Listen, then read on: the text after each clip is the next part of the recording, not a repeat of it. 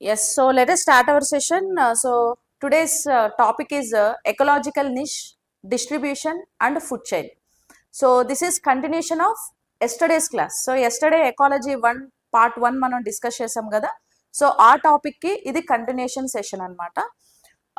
So చూద్దాం first habitat. So yesterday మనం introduction చూసాం, అట్ ది సేమ్ టైం ఇంకా లైక్ ఎకోసిస్టమ్ అంటే ఏంటి, hierarchy of the ecosystem, and we use to discuss about previous year questions also, sample questions ఎలా వస్తాయి ఏంటి అని చూసాం.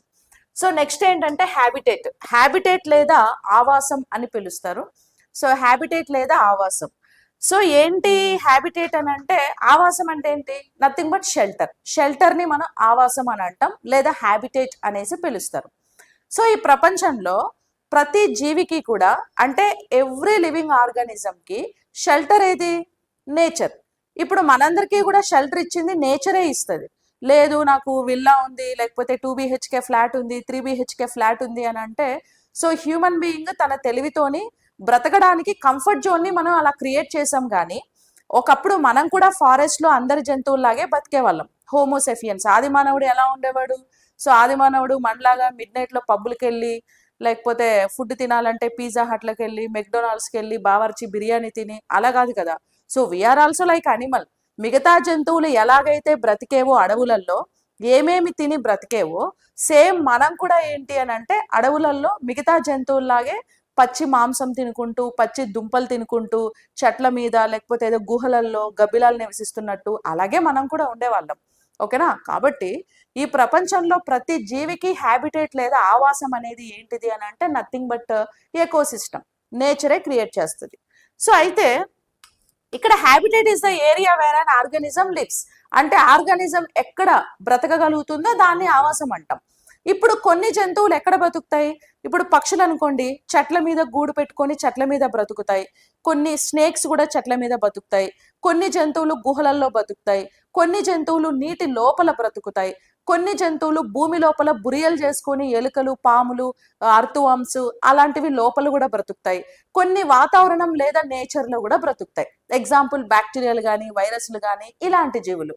అంటే దేనికి ఎక్కడ కన్వీనియంట్ ఉందో ఆ ప్లేసెస్ లో ప్రతి జీవి కూడా ఎక్కడో చోట దాని లైఫ్ ని అదే లీడ్ చేసుకుంటూ పోతుంది. దట్ ఈస్ లైక్ హ్యాబిటేట్ లేదా ఆవాసం అనేసి మనం పిలుస్తాం. అలాగే ఈ ప్రపంచంలో ప్రతి జీవికి దాని కంఫర్ట్ జోన్ అది క్రియేట్ చేసుకుని ఎలాగో అలాగా బతుకుతూ సర్వైవ్ అవుతూ ఉంటుంది అనమాట, యాజ్ వి నో దట్. ఓకేనా? అయితే ఇక్కడ హ్యాబిటేట్స్ 2 టైప్స్ అండి. So there are 2 types of habitats. One is micro habitat, another one is macro habitat. ఇక్కడ మీకు పేరులోనే ఉంది చూడండి, మైక్రో అంటే ఏంటి? Micro means it's like very small, చిన్నది అని అర్థం. మ్యాక్రో అంటే ఏంటి? Macro means nothing but large, పెద్దది అని అర్థం. సో ఏంటి చిన్నది, ఏంటి పెద్దది అని అంటే, సో మైక్రో, మ్యాక్రో. మైక్రో అంటే it's very small, it's a మైన్యూర్ thing. ఇప్పుడు ఏదైనా కొన్ని జంతువులు ఒక లిమిటెడ్ ఏరియాలో సర్వైవ్ అవుతూ ఉంటే గనక దాన్ని మైక్రో హ్యాబిటేట్స్ అని అంటారు. అలా కాకుండా ఏదైనా ఒక జీవి ఒక లార్జ్ జియోగ్రాఫికల్ ఏరియా మొత్తం స్ప్రెడ్ అయ్యి నివసిస్తూ ఉంటే దాన్ని మ్యాక్రో హ్యాబిటేట్ అని పిలుస్తారు. ఫర్ ఎగ్జాంపుల్ మైక్రోకి limited distance, example lion, tiger అంటాం. ఇప్పుడు చూడండి, ఇది ఒక ఫారెస్ట్ జోన్ అండి. So whatever is the forest, as like Nallamala ఫారెస్టో లేకపోతే అమెజాన్ ఫారెస్టో, ఏదో మీ ఊర్లో ఏదో ఒక చిన్న అడవి ఉంది అనుకోండి, ఇది ఒక ఫారెస్ట్. సో ఇప్పుడు ఈ ఫారెస్ట్ లో మనకి లయన్ ఉంటది, ఓకే, టైగర్ ఉంటది. So king of the forest lion కదా. అడవులలో టైగర్, పులి, సింహం ఇలాంటివి నివసిస్తూ ఉంటాయి. సో ఇప్పుడు ఈ లయన్, టైగర్ కి వాటి యొక్క ఆవాసం లేదా హ్యాబిటేట్ ఏమై ఉంటుంది? ఎంతసేపు అడవే అవుతుంది. ఓకేనా? అవి ఫుడ్ కావాలన్నా, రిలాక్సేషన్ అవ్వాలన్నా, వేటాడాలన్నా, హంటింగ్ చేయాలన్నా, ఏం చేయాలన్నా కూడా ఇవి అడవిలోనే నివసిస్తూ ఉంటాయి. ఈ అడవికి మాత్రమే పరిమితమై ఈ మూల నుంచి ఆ మూలకి అట్లా తిరుగుతూ ఉంటాయి తప్ప ఈ అడవిని దాటి అవి బయటకు రావు. ఓకే? అంటే ఒక చిన్న లొకాలిటీలో, ఒక చిన్న ఏరియాలో, ఇంత పెద్ద ప్రపంచంలో ఏదో ఒక అడవి అని అంటే అది వెరీ మైన్యూర్ పార్ట్ కదా, అందులో మాత్రమే నివసిస్తూ ఉంటాయి. ఈ అడవిని దాటి అవి బయటికి పోవు. Okay? That is micro habitat. ఈ మధ్య ఊర్ల మీద పడుతున్నాయి పులులు, సింహాలు అన్ని. ఎందుకు అనంటే మనం చేసిన ఘనకార్యాలు ఏంటి? డిఫారెస్ట్రేషన్. ఓకే, హ్యూమన్ యాక్టివిటీస్ వల్ల గ్లోబల్ వార్మింగ్ ఎక్కువైపోయి ఎవ్రీ ఇయర్ సమ్మర్లో అడవులలో కార్చిచ్చు జరుగుతుంది, ఫారెస్ట్ ఫైర్. అడవులన్నీ కూడా కాలిపోయి వాటి హ్యాబిటేట్స్ కోల్పోయి అవి ఓజోన్ పొల్యూషన్ వల్ల, గ్లోబల్ వార్మింగ్ వల్ల హ్యాబిటేట్స్ కోల్పోయి వాటికి వాటర్ దొరక్క అవి అక్కడ నివసించలేని పరిస్థితులు వచ్చినప్పుడు అవి ఎలాగో అలాగో ఫుడ్ కోసమో లేకపోతే రీప్రొడక్షన్ కోసమో వాటర్ కోసమో అవి ఆ ప్లేస్ని వదిలి ఇంకొక ప్లేస్కి మైగ్రేట్ అవుతూ ఉంటాయి తప్ప ఇవి మాత్రం ఎప్పుడు అడవుల్లోనే నివసిస్తూ ఉంటాయి. మన అడవులు నాశనం చేస్తే అలా జరుగుతుంది, లేకపోతే లేదు. సో ఇలాంటి హ్యాబిటేట్స్ని మనం ఏమంటారంటే మైక్రో హ్యాబిటేట్ అంటారు.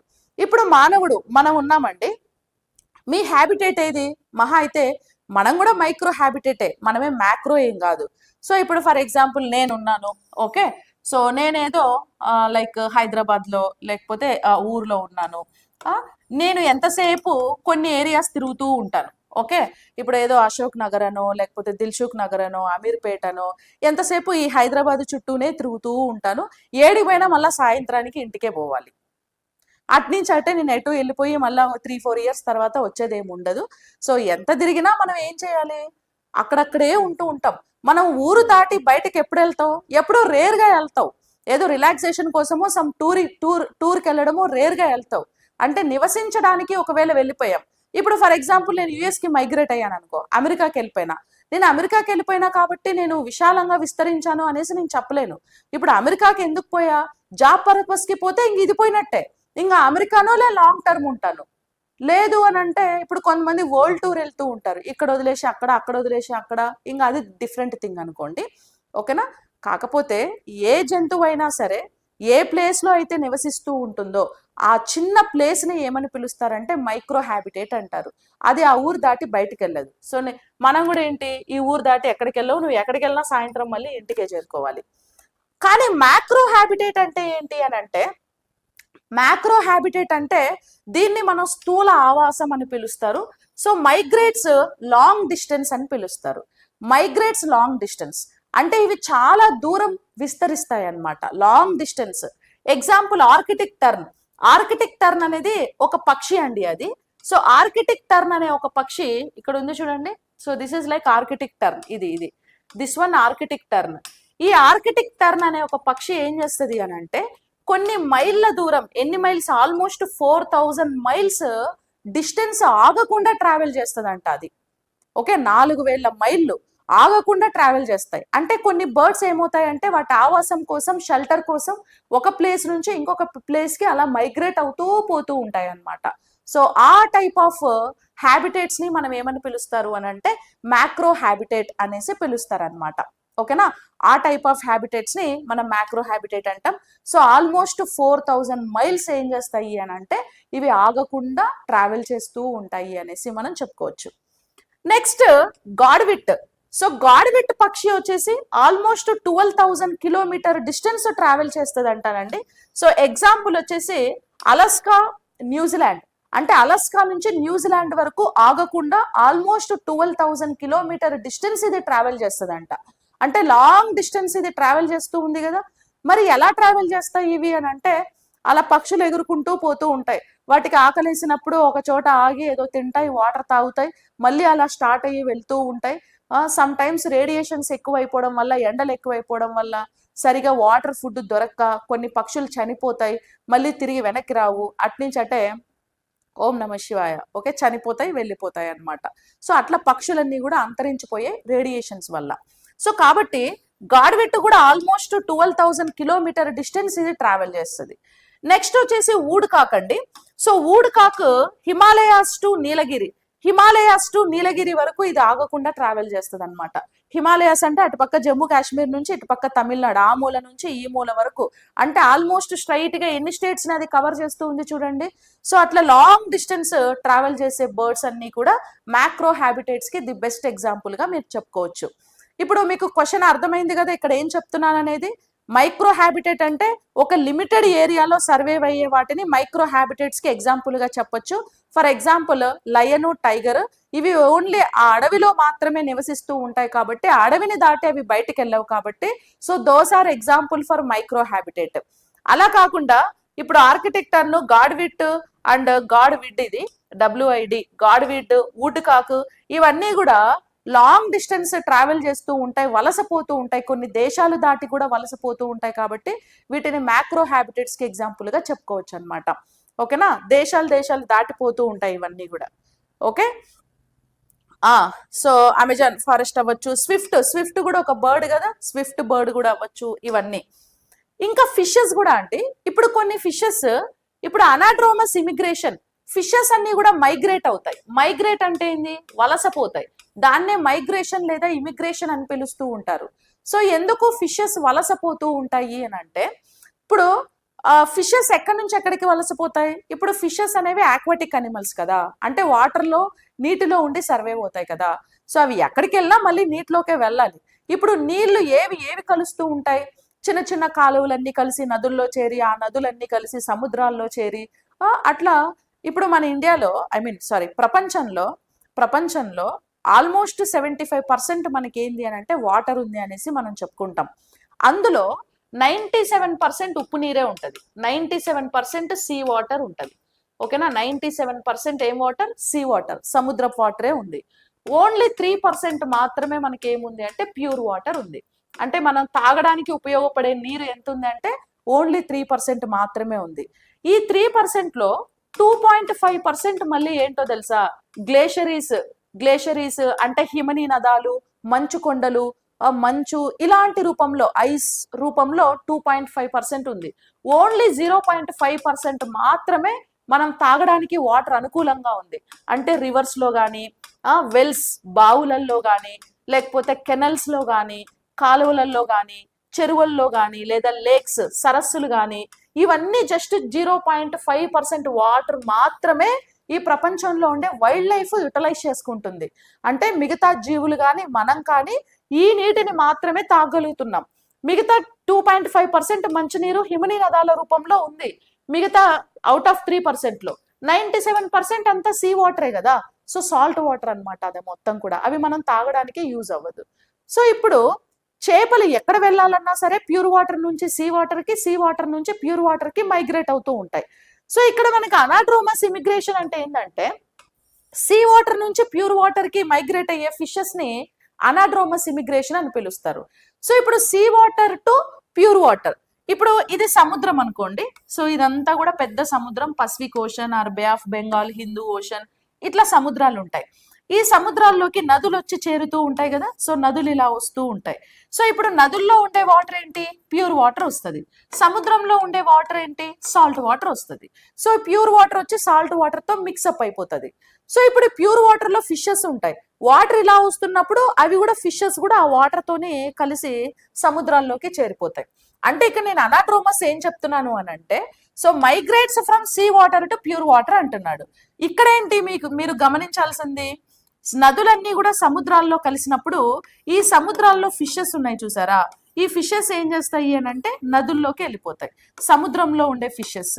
ఇప్పుడు సముద్రాల్లో ఉండే ఫిషెస్ అంతా కూడా సాల్ట్ ఎన్విరాన్మెంట్ కి బాగా అలవాటు పడి ఉంటాయి. అవి ఎప్పుడు సాల్ట్ వాటర్ లో నివసిస్తూ, సాల్ట్ తో సర్వైవ్ అవుతూ, సాల్ట్ ని ఎక్కువ తీసుకుంటూ, ఇప్పుడు సముద్రంలో దొరికే చేపలు తింటే కూడా కర్రీ వండినప్పుడు కానీ అప్పుడు ఏంటి, మనం సాల్ట్ వేయకున్నా కూడా చేప చాలా ఉప్పగా అనిపిస్తుంది. ఎందుకంటే అది ఎప్పుడు సాల్ట్ వాటర్ లోనే ఉంటుంది కాబట్టి దాని బాడీ అంతా కూడా సాల్ట్ అంతా ఇంకిపోయి ఉంటది అనమాట. సో ఇప్పుడు ఇది సర్వైవ్ అవుతుంది సాల్ట్ వాటర్ లో. ఇప్పుడు సడన్ గా అది ప్యూర్ వాటర్ లోకి వెళ్ళింది అనుకో, మరి ఆ ప్యూర్ వాటర్ యొక్క ఎన్విరాన్మెంట్ కి ఇది తట్టుకోగలదా? కొన్ని ఫిషెస్ తట్టుకొని సర్వైవ్ అవుతాయి, కొన్ని ఫిషెస్ చనిపోతాయి అడాప్టేషన్ లేనప్పుడు. ఓకే, ఇప్పుడు మన సౌత్ ఇండియన్స్ ఏంటి, మనం ఒక టెంపరేచర్ కి మన బాడీ అలవాటు పడి ఉంటదండి. సడన్ గా ఏ జాన్వర్లోనో డిసెంబర్లోనో నిన్ను తీసుకెళ్లి ఏ సిమ్లాలోనో, జమ్మూ కాశ్మీర్లోనో, టండ్రాలోనో, ఎక్కడన్నా పోలార్ రీజియన్ లో వదిలేసామనుకో, నీ బాడీ అంత ఈజీగా అడాప్ట్ అవ్వలేదు. అక్కడంతా ఫుల్ చలి ఉంటది కాబట్టి. ఓకేనా, లేదా అక్కడ జమ్మూ కాశ్మీర్ లో నివసించే వాళ్ళని ఈ టైంలో బాగా, ఇప్పుడు ఎండలు ఎలా ఉన్నాయి బయట, ఏప్రిల్ మే, ఈ టైంలో తీసుకొచ్చి ఇక్కడ వదిలేమనుకో, వాళ్ళు ఈ ఎండకు తట్టుకోలేరు. అంటే మనం సరౌండింగ్స్ కి అయితే అలవాటు పడి ఉంటామో, ఆ సరౌండింగ్స్ ని దాటి మనం బయటకు పోయినప్పుడు some times it would be very difficult to adapt that kind of environment. అలాగే వీటిలో కూడా ఏమవుతుంది అని అంటే, సాల్ట్ వాటర్ ఫిషెస్ సడన్ గా ప్యూర్ వాటర్ లోకి వెళ్ళినప్పుడు సో ప్యూర్ వాటర్ లో మొత్తం ఎన్విరాన్మెంట్ చేంజ్ అవుతుంది కాబట్టి ఆ సాలినిటీని అది అలవాటు పడడానికి కొంచెం టైం పడుతుంది అనమాట. కొన్ని అయితే చనిపోతాయి కూడా. ఓకేనా. ఎగ్జాంపుల్ హిల్సా ఫిష్ అండి. సో హిల్సా మీరు వినే ఉంటారు, పులస చేప అని అంటారు కదా. పులస చేప ఇండియన్ షాడో అని పిలుస్తారండి దీన్ని. ఇండియన్ షాడ్ అని పిలుస్తారు పులస చేప. సో పులస చేప పుస్తకం అమ్మైనా పులస తినాలి అంటుండేవాళ్ళు, చాలా టేస్టీగా ఉంటదంట. సో కొన్ని సముద్రాలు ఈ హిల్సా ఫిష్ అనేది ఏంటంటే ఈదుకుంటూ ఈదుకుంటూ వస్తూ ఉంటుంది అనమాట. ఓకేనా. That is like hilsa fish. అలాగే కెటాడ్రోమస్ ఇమిగ్రేషన్. కెటాడ్రోమస్ ఇమిగ్రేషన్ అంటే migrates from pure water to sea water. So pure water నుంచి సీ వాటర్ లోకి మైగ్రేట్ అయ్యే ఫిషెస్ ని మనం ఏమని పిలుస్తారంటే కెటాడ్రోమస్ ఇమిగ్రేషన్ అనేసి పిలుస్తారు. ఓకేనా. ఎక్కడి నుంచి? Pure water to sea water. అంటే నదులు, కాలువలు ఇలాంటి వాటి నుంచి ఫిషెస్ ఏమవుతాయంట, ఫిషెస్ వచ్చి సముద్రాల్లో కలుస్తాయి. సో ఇలాంటి వాటిని మనం ఏమని పిలుస్తారని అంటే నథింగ్ బట్ కెటాడ్రోమస్ ఇమిగ్రేషన్ అనేసి మనం పిలుస్తూ ఉంటాం. ఎగ్జాంపుల్ వచ్చి ఈల్ ఫిష్. ఓకేనా. ఈల్ చేప దీనికి బెస్ట్ ఎగ్జాంపుల్ గా చెప్పుకోవచ్చు. మరి ఇవి కూడా దేనికి ఎగ్జాంపుల్? మ్యాక్రో హ్యాబిటేట్ కి ఎగ్జాంపుల్. ఇప్పుడు నదిలో ఉండే చేప సముద్రంలోకి వన్స్ వెళ్ళిపోయింది అనుకో, ఇంకా అది సముద్రంలో కొన్ని సంవత్సరాల పాటు అలాగే ఉంటది. ఇంకా ఒక సముద్రాలు దాటి అది ఎక్కడికైనా వెళ్ళగలుగుతుంది, మళ్ళీ తిరిగి నదిలోకి రాలేదు. అలాగే సముద్రం చేప నదిలోకి వచ్చినా కూడా ఆ నదులు ఎంత దూరం ట్రావెల్ చేస్తాయో అలా ట్రావెల్ చేసుకుంటూ పోతాయి అన్నమాట. మళ్ళీ తిరిగి వాటి డెస్టినేషన్, తిరిగి వాటి ఆరిజిన్ ప్లేస్ ఏదైతే ఉంటుందో వాటిని రీచ్ అవుతాయో లేవో మనం చెప్పలేం. సో ఇలాంటి హ్యాబిటేట్స్ ని మ్యాక్రో హ్యాబిటేట్ అనేసి పిలుస్తారు. ఓకేనా. మైక్రో హ్యాబిటేట్ అని అంటారు. ఇట్లా హ్యాబిటేట్స్ 2 టైప్స్ ఉంటాయి, మైక్రో హ్యాబిటేట్స్, మ్యాక్రో హ్యాబిటేట్స్ అనేసి పిలుస్తూ ఉంటాం వీటిని. దీని మీద మీకు ప్రీవియస్ ఇయర్ క్వశ్చన్ ఏంటంటే, ఒకసారి క్వశ్చన్ చూడండి, model question. Which of the following animals are example for macro habitat? So macro habitat కి ఈ క్రింద వాటిలో ఏవి ఎగ్జాంపుల్స్? ఆర్కిటిక్ టర్న్, గాడ్విడ్, ఇది టీ కాదు, గాడ్విడ్, హిల్సా, ఆల్ ది అబోవ్ అన్నాడు. సో మ్యాక్రో అంటే లార్జ్ హ్యాబిటేట్, లార్జ్ ఏరియా అంటే స్థూల ఆవాసం అంటారు తెలుగులో. మ్యాక్రో హ్యాబిటేట్ అంటే స్థూల ఆవాసం, మైక్రో హ్యాబిటేట్ అంటే సూక్ష్మ ఆవాసం అనేసి పిలుస్తారు అనమాట. సో ఇక్కడ ఆర్కిటిక్ టర్న్ ఉంది కదా. సో ఆర్కిటిక్ టర్న్ అనే పక్షి కొన్ని మైల్స్, 12,000 మైల్స్ డిస్టెన్స్ ట్రావెల్ చేస్తుంది అనేసి మనం ఇందాక చెప్పుకున్నాం కదా. Arctic turn 4,000 miles, Arctic turns 4,000 miles ఆగకుండా ట్రావెల్ చేసేటువంటి ఒక పక్షి. సో అలాగే గాడ్విట్ కూడా 12,000 కిలోమీటర్స్ డిస్టెన్స్ ట్రావెల్ చేసేటువంటి ఒక పక్షి. హిల్సా అనేది ఏంటి? ఫిష్ చెప్పుకున్నాం కదా. హిల్సా ఫిష్ ని దేనికి ఎగ్జాంపుల్ గా చెప్పుకున్నాం? Anadromous immigration. అనాడ్రోమస్ ఇమిగ్రేషన్ అంటే sea water to pure water లోకి మైగ్రేట్ అయ్యే ఫిష్ అన్నమాట ఇది.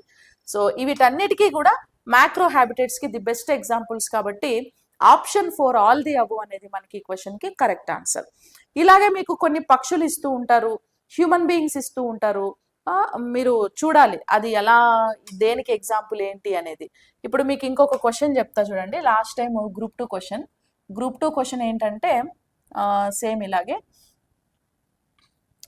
విచ్ ఆఫ్ ది క్వశ్చన్ చెప్తా, ఆన్సర్ చెప్పండి.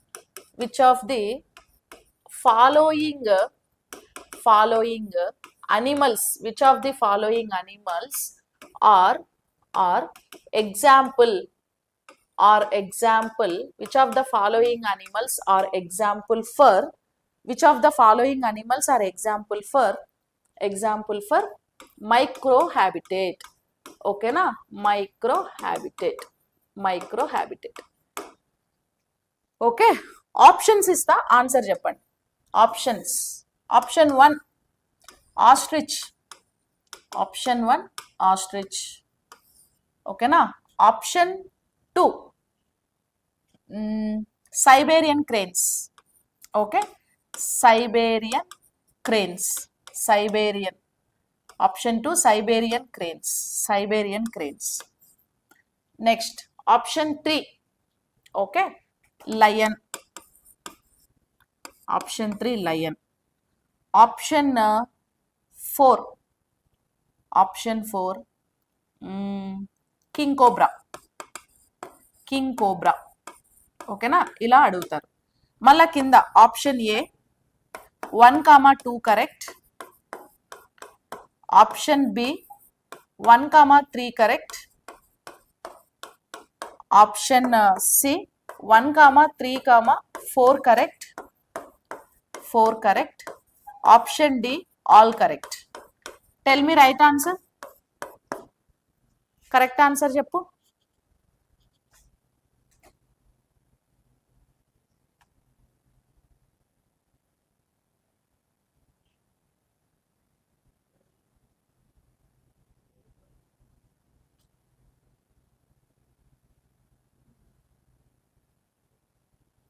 So what is the correct answer? All the above na? All. Adhikari. అధికారి.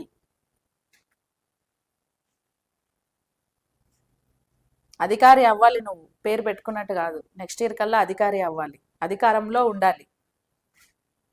ఓకేనా? సర్కార్ నౌకరీలో లైవ్ కొంచెం ప్రీమియర్ పెడతానండి తర్వాత. కరెక్ట్ ఆన్సర్ ఏంటి? బోలో. All is the right answer అని అంటున్నారు కదా, చూద్దాం. సో మైక్రో హ్యాబిటేట్ అంటే ఏంటండి? మైక్రో హ్యాబిటేట్ అంటే సూక్ష్మ ఆవాసం. సూక్ష్మ. లైవ్ లో ఉండే వాళ్ళందరూ ఆన్సర్ చెప్పడానికి ట్రై చేయండి. Try to interact with me. ఏదో స్టోరీ విన్నట్టు అట్లా వినుకుంటా పోకండి, నిద్ర వస్తుంది. ఓకేనా? ఓకే. సో మైక్రో హ్యాబిటేట్ అంటే స్మాల్ హ్యాబిటేట్. ఓకే, ఏదో ఒక లొకాలిటీని బేస్ చేసుకొని అందులో మాత్రమే సర్వైవ్ అయ్యి ఇంక ఇదే నా ప్రపంచంలో బాబు. ఇప్పుడు బావిలో కప్పు ఉంటది, బావిలో కప్పకి ప్రపంచం ఏంది? ఆ బావే దాని ప్రపంచం. బయట దానికి ఏం తెలియదు అనమాట బావిలో కప్పకి. సో అట్లా కొన్ని ఏం చేస్తాయి అని అంటే ఏదన్నా ఒక లొకాలిటీని తీసుకొని అందులోనే సర్వైవ్ అవుతూ ఉంటాయి. సో వాటిని మనం మైక్రో హ్యాబిటేట్స్ గా కన్సిడర్ చేస్తాం. సో ఇప్పుడు ఫర్ ఎగ్జాంపుల్, ఇప్పుడు ఏదన్నా ఒక విలేజ్ ఉందండి, ఏదన్నా ఒక విలేజ్ ఉంది. సో ఇప్పుడు మాక్సిమం ఈ విలేజ్ లో పీపుల్ ఏం చేస్తారు? ఆ విలేజ్ లోనే ఉంటారు. ఓకేనా? విలేజ్ లోనే ఉంటారు, విలేజ్ లోనే ఉండాలి. అప్పుడే విలేజెస్ డెవలప్ అవుతాయి. ఇప్పుడు విలేజ్ లో రైతులు, ఫార్మర్స్ ఎవరైతే ఉంటారో వాళ్ళు ఇంకా ఆ విలేజ్ లోనే ఉండాలి. విలేజ్ లో ఉండాలి, అగ్రికల్చర్ ని డెవలప్ చేయాలి, ఫార్మింగ్ చేసుకోవాలి, పంటని పండించాలి. విలేజెస్ బాగుంటే ఆటోమేటిక్ గా పట్టణాలు బాగుంటాయి, సిటీలు బాగుంటాయి, స్టేట్లు బాగుంటాయి, తర్వాత దేశం బాగుంటది.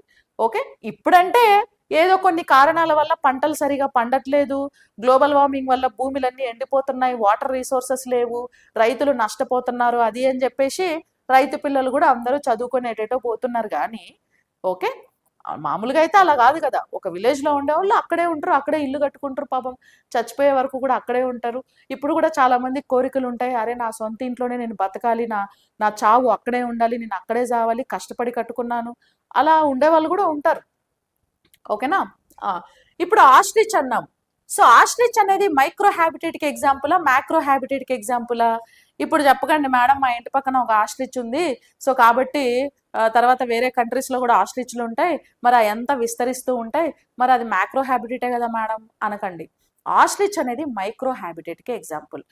Ostrich is non flying bird. అది ఎగరలేని పక్షి. ఎగరలేని పక్షి నడుచుకుంటూ ఎంత దూరం పోతుంది అది? చెప్పు. నడుచుకుంటూ ఇప్పుడు నువ్వు నడుచుకుంటూ ఎంత దూరం పోతావు? ఏదో బైక్ ఎక్కితేనో, బస్ ఎక్కితేనో, లేకపోతే ఫ్లైట్ ఎక్కితేనో లాంగ్ డిస్టెన్స్ పోగలవు, కానీ నడుచుకుంటూ ఎంత దూరం పోతావు? So ostrich is non flying bird. అది ఎగరలేని పక్షి.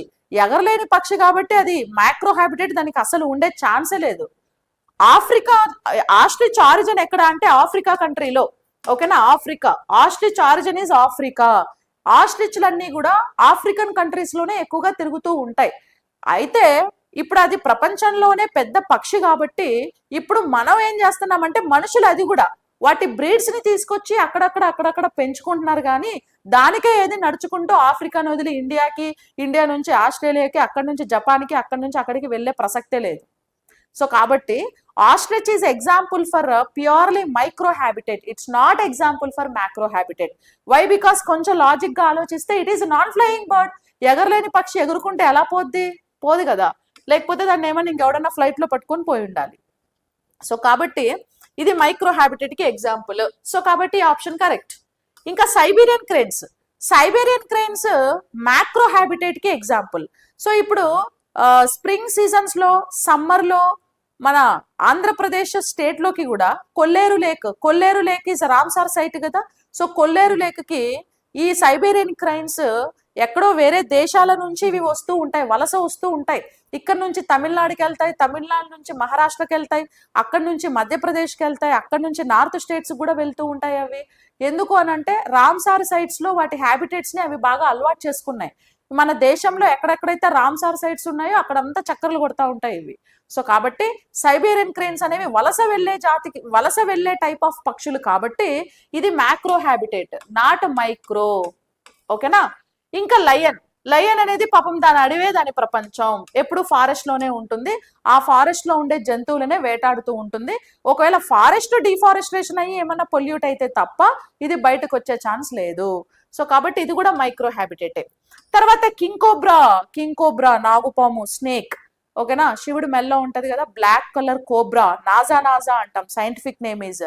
So king cobra is the largest or biggest snake in India.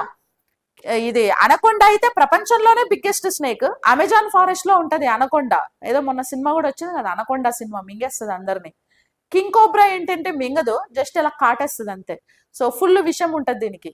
King cobra కాటేస్తే ఇంకా 108 హలో అంబులెన్స్ అనే లోపే మనం పోతాం. ఓకేనా. కాబట్టి ఈ కింగ్ కోబ్రా కూడా ఫారెస్ట్ ఏరియాస్ లోనే ఎక్కువగా సర్వైవ్ అవుతూ ఉంటది. మన ఇండియాలో ఇది నల్లమల ఫారెస్ట్ లో ఎక్కువగా కనిపిస్తూ ఉంటుందండి. ఓకేనా. నల్లమల్ల ఫారెస్ట్ లో కనిపిస్తూ ఉంటది. సో పాములు మనుషులకి హాని చేసేటువంటి జీవులేం కాదు యాక్చువల్లీ. సో ఇప్పుడు ఒక మనిషికి ఒక పాము ఎదురుపడ్డది అనుకో, మనిషి ఏం చేస్తాడు, అమ్మో నన్ను ఎక్కడ కాటేస్తుందో, ఇది విషసర్పం కదా అని భయపడి దాన్ని ఏదో చేద్దానికి ట్రై చేస్తాడు. పాము మనుషులు చూసింది అనుకో, వీడు నాకంటే డేంజర్స్ అలేవాడు, వీడు అనుకుంటే ఏదైనా చేస్తాడు, చంపేస్తాడు, నన్ను చంపడానికి కావాలంటే ఒక కత్తి సృష్టిస్తాడు, ఒక గొడ్డలి సృష్టిస్తాడు, ఒక వెపన్ చేస్తాడు, లేకపోతే అదేసి ఇదేసి నన్ను పట్టేస్తాడు, నన్ను చంపేస్తాడు అని అది భయం వేస్తుంది. సో అది దాని ప్రాణం అది కాపాడుకోవడానికి కాటేస్తుంది.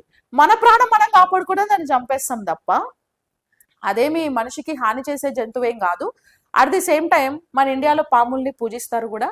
అట్ ది సేమ్ టైం ఈ ప్రపంచంలో ఈ ఎకోసిస్టంలో ప్రతి ఒక్క జీవికి చిన్న చీమతో సహా ఈ ప్రపంచంలో ఈ భూమి మీద ఈ నేచర్ లో బ్రతికే హక్కు ఉంది.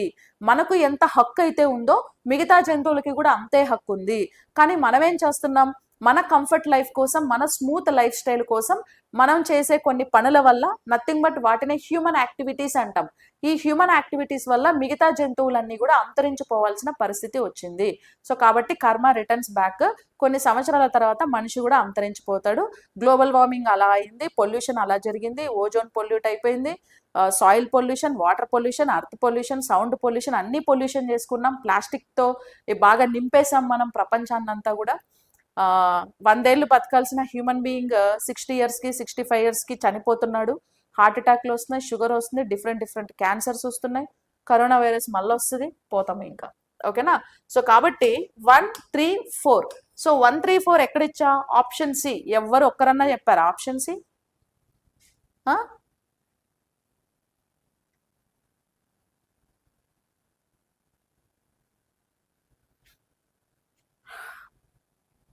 ఓకే, దిస్ ఈజ్ వేరే ఛానల్ షేక్.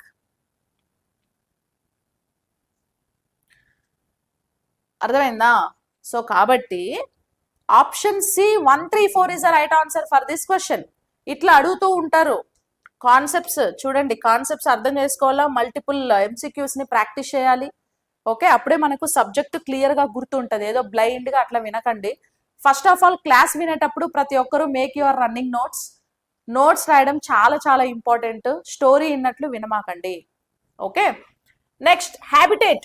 కొన్ని డిఫరెంట్ అనిమల్స్ కి హ్యాబిటేట్స్ ఏమున్నాయో చూద్దాం. ఇక్కడ ఫస్ట్ డ్రై ప్లాంట్స్ ఉన్నాయి కదా. So dry plants habitats xerophytes అని అంటారు.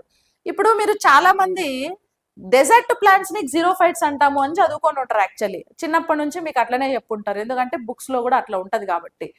Dessert plants are not xerophytes. Desert plants are eremophytes అని అంటారు. జీరోఫైట్స్ అంటే ఏంటంటే డ్రై ఏరియాస్ లో పెరిగే ప్లాంట్స్. ఇప్పుడు అలోవీరాని డెజర్ట్ ప్లాంట్ అని అంటారు, జీరోఫైట్ అంటారు. అవునా? Aloe vera is జీరోఫైట్. నాగజముడు, బ్రహ్మజముడు, ఒపన్షియా, కోకొలోంబా వీటన్నిటిని జీరోఫైట్స్ అంటారు కదా.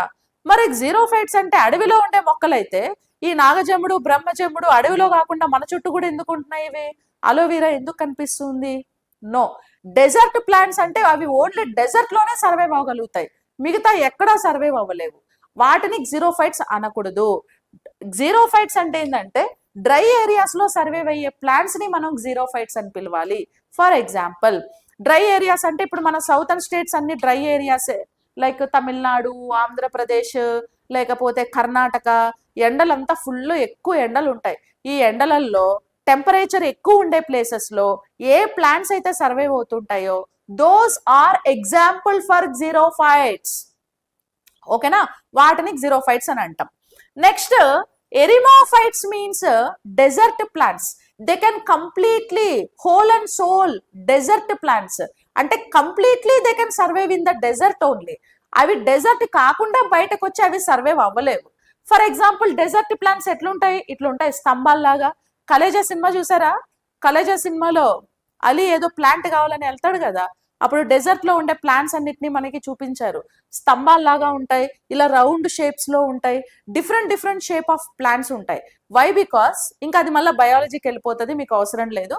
ఎందుకంటే డెజర్ట్ లో టెంపరేచర్ చాలా ఎక్కువ, రెయిన్ఫాల్ కూడా చాలా తక్కువ. అక్కడ ఉండే సరౌండింగ్స్ ను, ఎన్విరాన్మెంట్ ని తట్టుకొని సర్వైవ్ అవ్వగలగాలి అని అంటే వాటి హ్యాబిటేట్స్ ని అలా అడాప్ట్ చేసుకొని ఉంటాయి అవి. ఓకేనా? సో ఇప్పుడు టండ్రాస్ లో నివసించే వాళ్ళు ఎలా ఉంటారు, పోలార్ రీజియన్స్ లో నివసించే వాళ్ళు ఎలా ఉంటారు, జమ్మూ కాశ్మీర్ లో ఉండే వాళ్ళు ఎలా ఉంటారు, వాళ్ళకి అది అడాప్టేషన్. ఇప్పుడు నువ్వు సడన్ గా కాశ్మీర్కి వెళ్ళానుకో అమ్మ చలేస్తుంది అంటావు, ఆ నార్మల్ గానే ఉంటాడు. వాడు సడన్ గా ఇప్పుడు హైదరాబాద్ వచ్చాడంటే ఇంత ఎండ ఏంద్రా అని వాడు సన్ స్ట్రోక్ వచ్చి చచ్చిపోతాడు. ఎందుకంటే ఈ టెంపరేచర్ వాడికి అలవాట్లేదు, ఆ టెంపరేచర్ నీకు అలవాట్లేదు. That is like habitual thing. మరి అలవాట్లు చేసుకోవచ్చా అంటే చేసుకోవచ్చు. మన బాడీ మనం చెప్పినట్లే వింటది. నేను అట్టే ఉండాలి, ఇట్టు ఉండాలి అని నువ్వు ఎట్టు ఉండాలో అది completely depends on your thinking process and your mind set. మన మైండ్ లో మనం ఎలా డిసైడ్ అవుతామో అదే జరుగుద్ది. ఓకేనా? ఇక నార్మల్ టెంపరేచర్ లో సర్వైవ్ అయ్యే వాటిని మీసోఫైట్స్ అని అంటారు. అంటే నార్మల్ చుట్టూ మన చుట్టూ సర్వైవ్ అవుతూ ఉన్నాయి కదా ఆ మొక్కలు, అగ్రికల్చర్ ప్లాంట్స్ అవన్నీ కూడా. షాడోస్ కింద ఉండే వాటిని సియోఫైట్స్ అంటారు. షాడోస్ అని అంటే నీడలో కొన్ని చెట్లు పెరుగుతూ ఉంటాయి. హిమాలయస్ హిల్ స్టేషన్స్ కింద, ఏదైనా పెద్ద పెద్ద అడవుల కింద, కొండల కింద, పెద్ద పెద్ద చెట్ల కింద ఉండే చిన్న చెట్లు, అట్లా షాడోస్ కింద పెరిగేవి సియోఫైట్స్. శాండ్ అంటే ఇసుకలో పెరిగే ప్లాంట్స్ ని శామోఫైట్స్ అని పిలుస్తారు. ఇసుకలో ఉంటాయి చూసారా కొన్ని మొక్కలు, వాటిని శామోఫైట్స్ అంటాం. ఫాజిల్స్ అంటే రాళ్ల మీద, గుట్టల మీద పెరిగేవి లిథోఫైట్స్.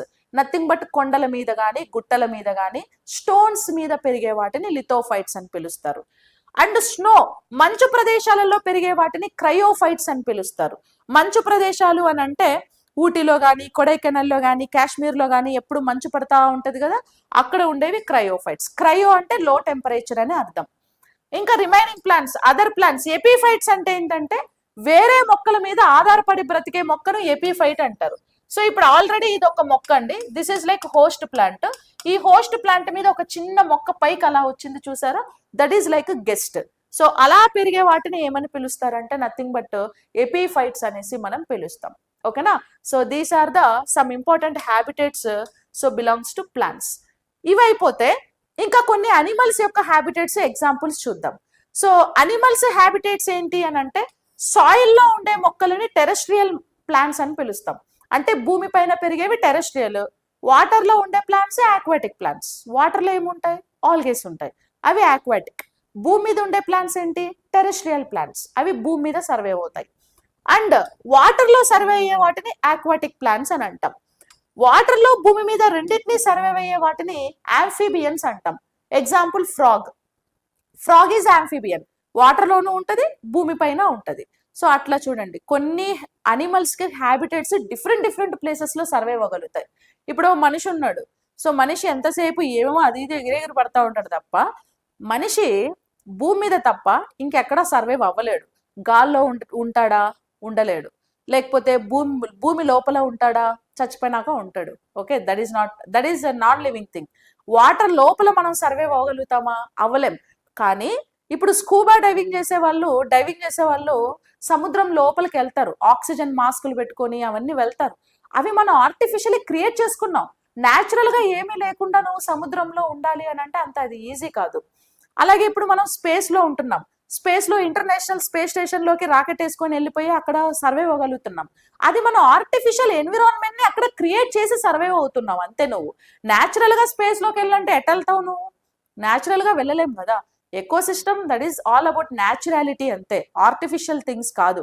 ఇవన్నీ పాపం న్యాచురల్ గా సర్వైవ్ అవుతాయి, మనిషి ఒక్కడే ఆర్టిఫిషియల్ గా సర్వైవ్ అవ్వగలుగుతున్నాడు. ఎందుకంటే ఇన్ని రకాలైనటువంటి జంతువులలో మనిషి ఒక్కడే ఎవాల్యుయేట్ అయ్యాడు. ఓకేనా, మిగతా ఏ జంతువు పరిణామం చెందలేదు. మిగతా జంతువులంతా న్యాచురల్ లైఫ్ స్టైల్ ని లీడ్ చేస్తున్నాయి.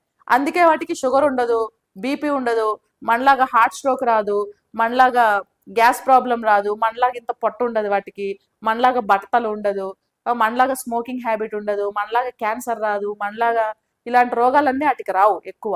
Because they are eating natural food, they are surviving in natural environment and they are leading in natural life style. Natural life styles లోనే ఉంటున్నాయి, మనమే ఎంత ఆర్టిఫిషియల్ చేసినాం. ఓకేనా, ఎస్.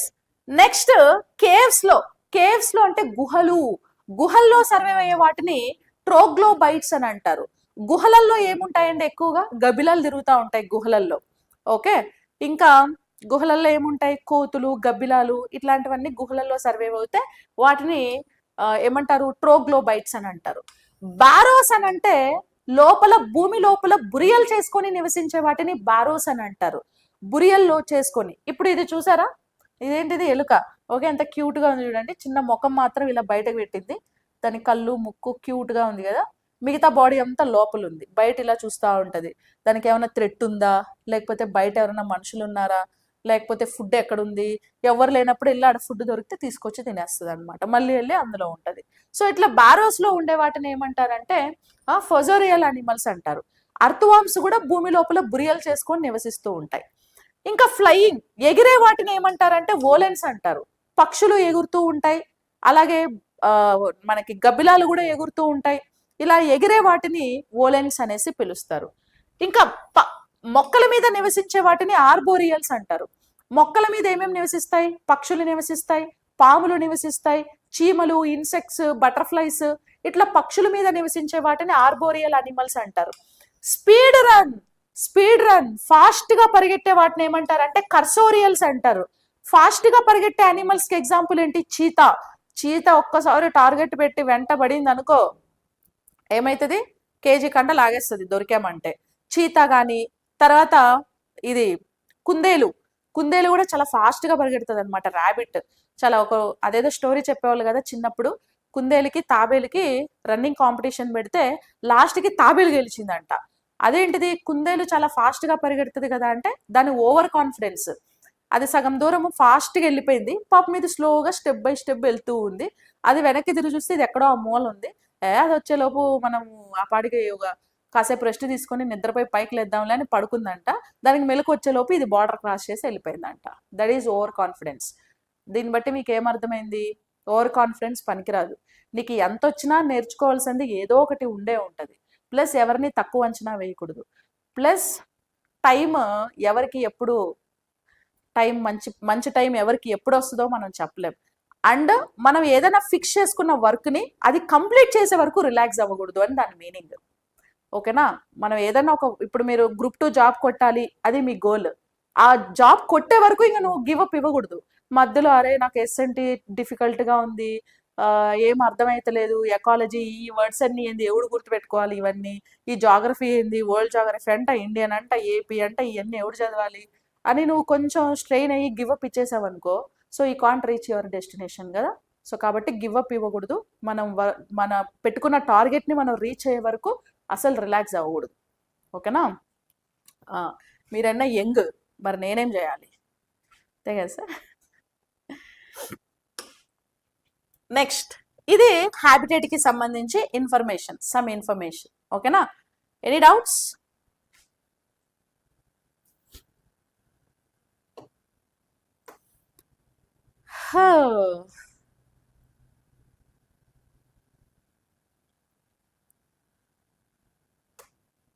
ఓకే, ఇది అయిపోతే నెక్స్ట్ సర్కార్ నౌకరీ ఛానల్ ఉంటుంది చూడండి. యూట్యూబ్ ఛానల్ పేరు సర్కార్ నౌకరీ. ఎకోటోన్ ఎకోటోన్ ఇది చాలా ఇంపార్టెంట్ చూడండి, ఇంక్లూడింగ్ యూపీఎస్సి అన్ని ఎగ్జామ్స్ లో దీని మీద క్వశ్చన్ పడుతుంది. So the overlapping point in between two different ecosystems is called ecotone. The overlapping point in between two different ecosystem అంటే రెండు డిఫరెంట్ ఎకోసిస్టమ్ మధ్యలో జరిగే ఓవర్లాపింగ్ నే మనం ఎకోటోన్ అంటారు. ఇప్పుడు టూ డిఫరెంట్ ఎకోసిస్టమ్స్ అంటే ఫర్ ఎగ్జాంపుల్ చూడండి, ఇది ఒక ఎకోసిస్టమ్ అనుకోండి, ఏమనుకుందాం, ఫారెస్ట్ అనుకుందాం. దిస్ ఈజ్ లైక్ ఫారెస్ట్, ఇది ఒక అడవి, ఓకేనా. ఇదేంటిది, ఇది ఒక ecosystem, nothing but this is like agriculture land, ఓకేనా. అగ్రికల్చర్ ల్యాండ్ అనుకుందాం. ఇది ఒక ఎకోసిస్టమ్, ఇది ఒక ఎకోసిస్టమ్. సముద్రాలు అంటే అది ఒక ఎకోసిస్టమ్. ఇప్పుడు మనం ఇక్కడ ఏ అండ్ బి రెండు ఎకోసిస్టమ్స్ తీసుకున్నాం. దిస్ ఈజ్ ఫారెస్ట్ ఎకోసిస్టమ్, అడవి, ఇది వ్యవసాయం, అగ్రికల్చర్ ల్యాండ్, ఓకేనా. ఇప్పుడు ఇవి రెండు ఓవర్లాపింగ్ అయ్యాయి అనుకోండి. ఇవి రెండు ఓవర్లాపింగ్ ఎలా అవుతాడు, ఇప్పుడు అడవి నడుచుకుంటూ రాత్రికి రాత్రి స్లోగా వచ్చి ఇందులో పోతుందా, ఛాన్స్ ఉందా? అడవి స్ప్రెడ్ అవుతుందా? ఉండే అడవిని కాపాడుకోలేక డిఫారెస్టేషన్ చేసి పడదొబ్బుతున్నాం. ఇది ఎక్స్టెండ్ అయ్యే ఛాన్సెస్ ఉన్నాయా? లేవు. ఇప్పుడు ఈ అగ్రికల్చర్ ల్యాండ్ మరి ఇందులోకి వెళ్తుందా? వెళ్ళిపోతుంది హ్యాపీగా. ఎట్లా వెళ్తుంది? ఈ అగ్రికల్చర్ చేసే రైతు ఉంటాడు కదా, ఆ రైతు ఏం చేస్తాడంటే, ఇటు పక్క ఉండేది అడవే కదా, ఎవరి పొలం కాదు కదా, ఎవరేం గొడవకు వస్తారులే అనేసి ఫారెస్టే కదా అని చెప్పి ఆ ఫారెస్ట్ ని చదును చేసుకుంటూ దున్నుకుంటూ అడవిలోకి వెళ్ళిపోతాడు, ఓకేనా. చదును చేసుకుంటూ ప్లేస్ వస్తుంది కదా, ల్యాండ్ వస్తుంది కదా, కబ్జా చేసేస్తాడు, నథింగ్ బట్ కబ్జా చేసేసి అడవిలోకి వెళ్ళిపోతాడు. అడవిలోకి వెళ్ళిపోయి అడవిలో ఉండే ప్లేస్ ని మంచిగా చదును చేసేసి ఏం చేస్తాడు, ఈయనకు కావాల్సిన పంటలు ఏవైతే పండిస్తున్నాడో ఇక్కడ, ఆ పంటలన్నీ ఏం చేస్తాడు, ఆ అడవిలో కూడా వేసేస్తాడు. సరే, అడవిలోకి పోయి పంటలు పండిస్తే మరి అడవిలో జంతువులు ఉంటాయి కదా, ఈ జంతువులు ఊరికే ఉంటాయా? మా ప్లేస్ లోకి వచ్చి నువ్వెట్లా పండిస్తావు అది ఇది అని చెప్పి ఏం చేస్తాయి, ఈ జంతువులన్నీ పోయి ఈ మొక్కల్ని తినేయడానికి ట్రై చేస్తాయి. సరే, అవి తినేస్తున్నాడు, వాటి ప్లేస్ లోకి పోయి వేసింది కాక మళ్ళీ అవి తినేస్తున్నాయి అని చెప్పి మళ్ళీ వాటిని వలేసి కావిలు ఉంటే అదేసి ఇదేసి పట్టేస్తూ ఉంటాడు, మళ్ళీ పట్టేసి ఫ్రై చేసుకొని తింటా ఉంటాడు. అంటే వీళ్ళిద్దరికి గొడవ అవుతా ఉంటది. ఇక్కడ ఈ జోన్ ని మనం ఎకోటోన్ అంటారు. This is ecotone. మీరు ఇక్కడ డెఫినేషన్ ఒకసారి చూడండి. The overlapping between two different ecosystem, రెండు డిఫరెంట్ ఎకోసిస్టమ్స్ మధ్య జరిగే overlap. This is forest ecosystem, this is agriculture ecosystem. ఈ ఫారెస్ట్ అగ్రికల్చర్ రెండు కలిసి ఒకదాని కలిసిపోయి ఓవర్లాపింగ్, ఇక్కడ రెండు కలిసాయి చూసారా, ఈ ప్లేస్ ని మనం ఎకోటోన్ అనేసి పిలుస్తారు, ఓకేనా. ఈ ఎకోటోన్స్ ఫార్మేషన్ వల్లనే మన ఇండియాలో ఉండే major forest areas, nothing but మన ఇండియా బయోడైవర్సిటీ హాట్ స్పాట్స్ ఏమేమి ఉన్నాయి, Sundarbans, Indo Burma, western Ghats, Himalayas, ఇవన్నీ బయోడైవర్సిటీ హాట్ స్పాట్స్ కదా. సో వెస్టర్న్ ఘాట్స్ డిఫారెస్టేషన్ అవ్వడానికి, వెస్టర్న్ ఘాట్స్ బౌండరీస్ తగ్గిపోవడానికి సగం కారణం రైతులు ఆక్యుపై చేసేయడం. అగ్రికల్చర్, ఫార్మింగ్, అక్కడ పోయి తేయాకు, టీ, కాఫీ బాగా పండిస్తారు, బాగా పండించి సగం ల్యాండ్ని, సగం ఫారెస్ట్ ని లాగేశారనమాట. అలాగే సుందర్బన్స్ లో కూడా పామాయిల్ ఫార్మింగ్ ఎక్కువ చేస్తారు వాళ్ళు, అలా లాగి కొంత ల్యాండ్ లాగేశారు. ఇంకా హిమాలయస్ ఎక్కడో హిల్ స్టేషన్ లో ఉన్నాయి కాబట్టి కొంచెం వదిలేశారు, ఓకే. బట్ అక్కడ animal trafficking, poaching, some illegal mines అవి ఇవి జరిగి అక్కడ కూడా పొల్యూట్ అయింది. సో కాబట్టి ఇట్లా అగ్రికల్చర్ కోసము చాలా మంది అగ్రికల్చర్ కోసం సగం ఫారెస్ట్లని ఏం చేశారు అని అంటే లాగేసుకున్నారు. సో దీన్ని మనం ఏమంటారంటే ఎకోటోన్ అని పిలుస్తారు, ఓకేనా. దీన్ని ట్రాన్సిషనల్ జోన్ అని కూడా అంటారు, ట్రాన్సిషనల్ జోన్ అంటారు. ఎకోటోన్ లేదా ట్రాన్సిషనల్ జోన్ అనేసి పిలుస్తారు. This is like ecotone or transitional zone అనేసి పిలుస్తారు. Ecotone or transitional zone, understood? Yes. అలాగే ఇప్పుడు సముద్రాలన్నీ నదుల్లో కలుస్తాయి కదా, సముద్రాలు అనేవి ఏంటి, ఒక ఎకోసిస్టమ్, నదులు అనేవి ఇంకో ఎకోసిస్టమ్. ఇప్పుడు ఫర్ ఎగ్జాంపుల్ నదులన్నీ వచ్చి సముద్రాల్లో కలుస్తాయి, ఇది ఓషన్ ఎకోసిస్టమ్ అని అనుకోండి. దిస్ ఈజ్ లైక్ ఓషన్, సముద్రం. నదులన్నీ వచ్చి సముద్రాల్లో కలుస్తాయా లేదా? నదులన్నీ, దాన్నే నదీ పరివాహక ప్రాంతం అని అంటారా, నదీ ముఖద్వారం అని అంటారా, దాన్నే ట్రాన్సిషనల్ జోన్ అని పిలుస్తారు. దీన్ని కూడా ఎకోటోన్ అంటే అంటారు. మన డెఫినేషన్ ప్రకారం ఏముంది, రెండు ఎకోసిస్టమ్స్ ఎక్కడైతే ఓవర్లాప్ అవుతాయో దాన్ని ఎకోటోన్ అనాలి. ఇక్కడ ఒక ఎకోసిస్టమ్ ఉంది, ఇక్కడ ఒక ఎకోసిస్టమ్ ఉంది, ఇవి రెండు ఓవర్లాప్ అవుతున్నాయి కాబట్టి దట్ ఈస్ లైక్ ఎకోటోన్. దాన్నే మనం ఏమంటారు, ట్రాన్సిషనల్ జోన్ అని పిలుస్తారు. Transitional zone or ecotone. ఇంకా మనము ఏషరీస్ అంటారు. నదీ ముఖ ద్వారాలని ఇంగ్లీష్ లో ఏమంటారు? ఏషరీస్ అంటారు. తెలుగులో నదీ ముఖ ద్వారాలు అంటారు. అంటే ఇక్కడ ఈ ఇమేజ్ లో ఉంది చూసారా, ఇదంతా ఓషన్ ఎకోసిస్టమ్, సముద్రం. ఓకేనా? ఈ సముద్రంలోకి నదులు ఏం చేస్తాయి? ఇలా నదులన్నీ వచ్చి ఇలా వచ్చి ఇలా వచ్చి సముద్రంలో కలుస్తూ ఉంటాయి అన్నమాట. ఓకేనా? ఇప్పుడు ఇది సముద్రం కాబట్టి ఇందులో షిప్పులు ఉన్నాయి. ఓకే, పడవలు ఉంటాయి, షిప్పులు ఉంటాయి, సబ్మెరైన్స్ ఉంటాయి, ఇవన్నీ ఉంటాయి. ఇది టెరెస్ట్రియల్ ఎకోసిస్టమ్ కాబట్టి వీల్స్ ఉండేటువంటి వెహికల్స్ ఉంటాయి. ఎందుకంటే ఇవి భూమి మీద వెళ్ళాలి. అవి భూమి కాదు అక్కడ, అవి వాటర్ లో ఫ్లోట్ అవ్వాలి, ఇవి భూమి మీద వెళ్ళాలి. సో ఈ భూమి మీద వచ్చేటువంటి వాటర్ వేరు, సముద్రాలలో ఉండేటువంటి వాటర్ వేరు. ఈ సముద్రాలలో ఈ నదులన్నీ కలిసి సముద్రాల్లో వెళ్తే ఈ ఎకోసిస్టమ్, ఇదేమో ప్యూర్ వాటర్, ఇదేమో సాల్ట్ వాటర్. ఓషన్ వాటర్ ఏమో సాల్ట్ వాటర్ కదా, రివర్ వాటర్ ఏమో ప్యూర్ వాటర్. ఈ రెండు కలిసిపోయి ఈ ప్లేస్ ని ఏమంటారంటే ట్రాన్సిషనల్ జోన్ లేదా నదీ పరివాహక ప్రాంతం, ఎకోటోన్ అనేసి మనం పిలుస్తూ ఉంటాం అన్నమాట. ఓకేనా? Yes, this is forest zone and this is like river. ఇది ఫారెస్ట్, ఇది కాదు కదా మనం మాట్లాడుతుంది. Oceans, rivers. This is ocean, this is river. So ఇప్పుడు ఓషన్ లో సాల్ట్ పర్సెంటేజ్ ఎంత ఉంటుంది? ఓషన్ లో 3.5% సాల్ట్ ఉంటుంది. రివర్ లో సాల్ట్ పర్సెంటేజ్ 0.5% ఉంటుంది. ఇప్పుడు ఓషన్, రివర్ రెండు కలిసి ఫామ్ అయిన ఏషరీస్ ఉన్నాయి కదా, ఈ ఏషరీస్ లో 0.5 to 3% సాల్ట్ ఉంటుందండి. 0.5 to 3% సాల్ట్ ఉంటుంది.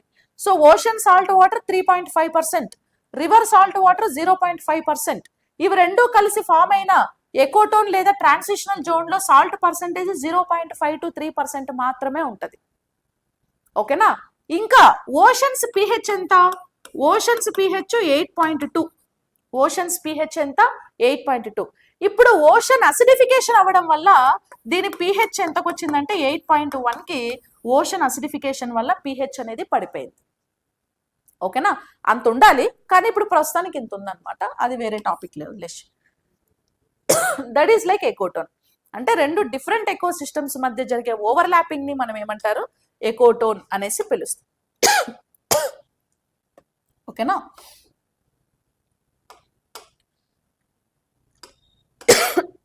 దాన్ని మనం నది పరివాహక ప్రాంతం, ముఖద్వారం, ఎషరీస్ అని పిలుస్తాం. ఓకేనా? This is like ocean and this is like river. ఈ ఓషన్, రివర్ రెండు కలిసే ఈ ప్లేస్ ని మనం ఎషరీస్ అనేసి పిలుస్తాం. ఎస్,